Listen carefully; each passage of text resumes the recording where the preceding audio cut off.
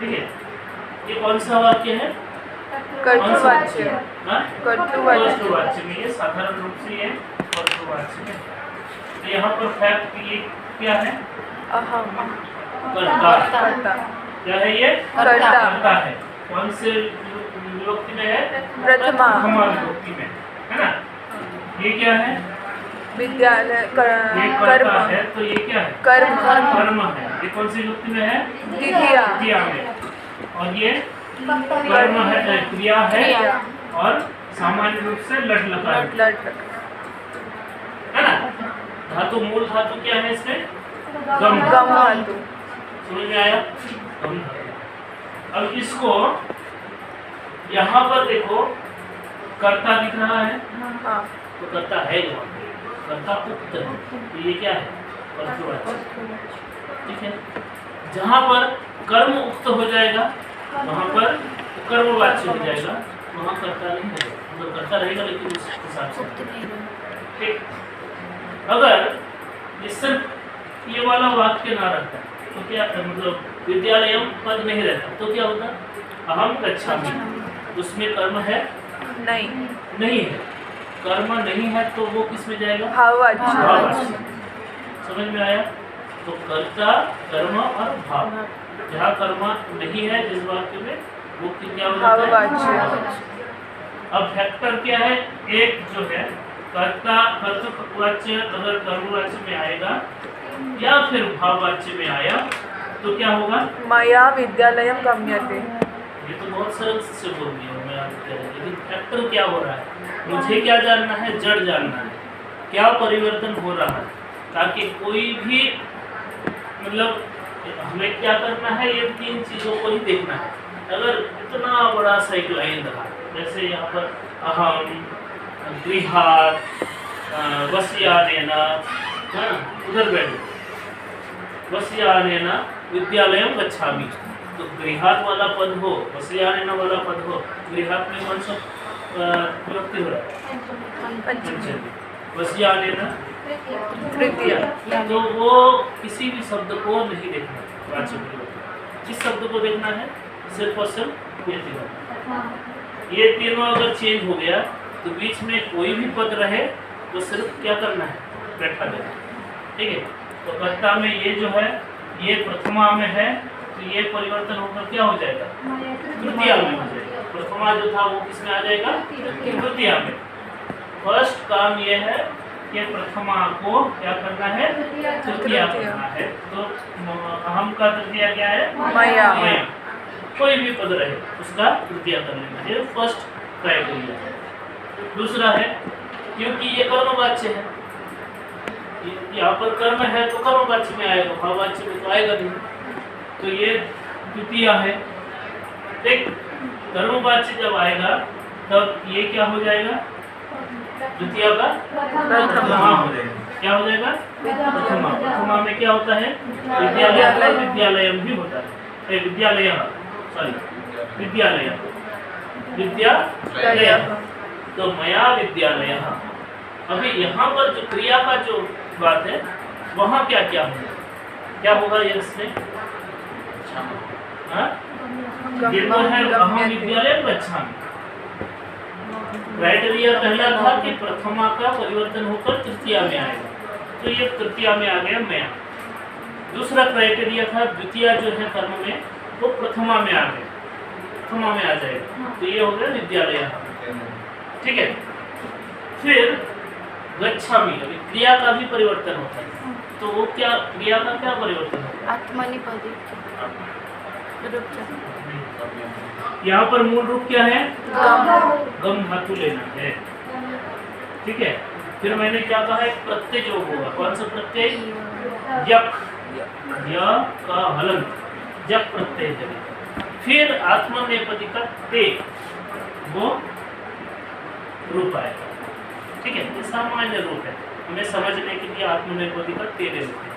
ठीक, अभी इसमें देखो यक, ये जो प्रत्यय है, यक का प्रत्यय में से क जोड़ेगा। ठीक है, रहेगा क्या? य। तो अभी इसको जोड़ो, क्या होगा फिर? ते। अभी इस हिसाब से जैसा भी करोगे बाकी, लेकिन कहीं कहीं क्या होता है, द्वितीय हो जाता है, प्रसारण होता है। जैसे अगर मान लो कि दूसरा एक क्रियापद बोलो, खादामी, तो उसका क्या होगा? खादामी का मूल रूप क्या है? खाद धातु क्या है? खाद। जब प्रत्यय में क्या होगा? य और ते आएगा, रूप क्या हो जाएगा?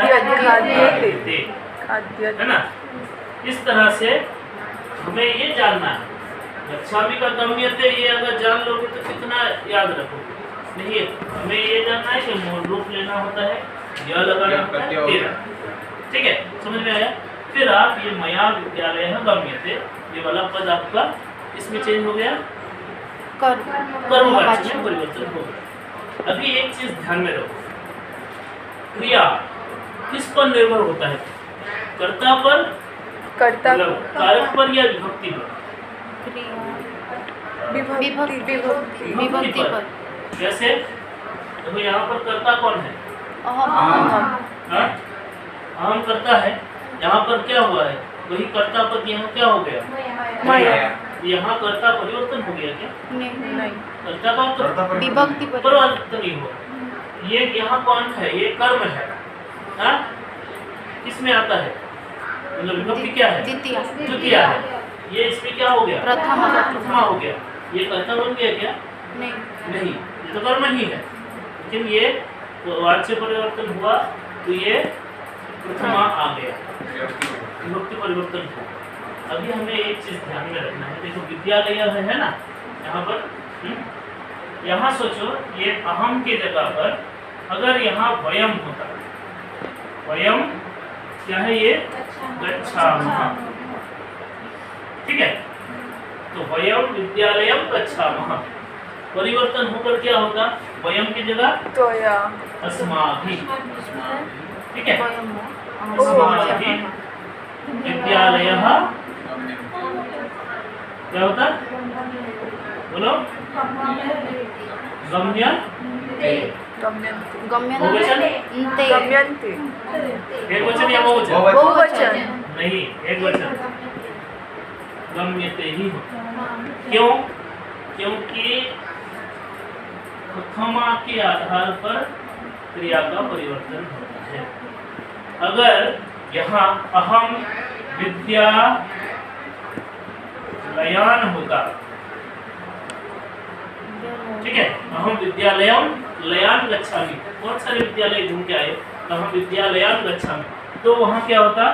मया विद्यालयान लयाः, वो वचन है, विद्यालयाः फिर गम्यन्ते, ठीक है। परिवर्तन क्या हुआ? ये जो है प्रथमा, इसमें बहुवचन है, तो क्रिया का भी बहुवचन हो जाएगा। समझ में आया? हाँ, परिवर्तन कहाँ हो रहा है? इस हिसाब से परिवर्तन नहीं हुआ। परिवर्तन किसमें हुआ? ये प्रथमा, ठीक है। सेम यहाँ पर प्रथमा कौन है?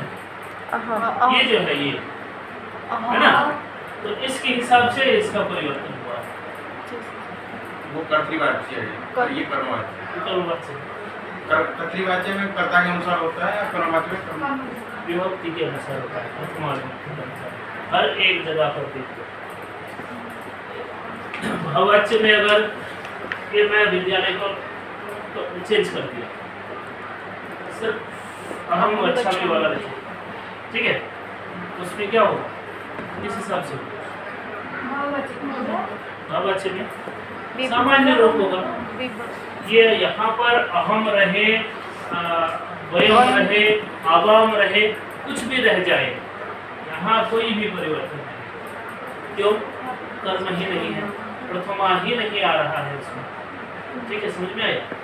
वाच्य परिवर्तन में या फिर ज़्यादातर हर जगह पर प्रथमा के हिसाब से ही परिवर्तन होता है, विभक्ति के हिसाब से ही परिवर्तन होता है।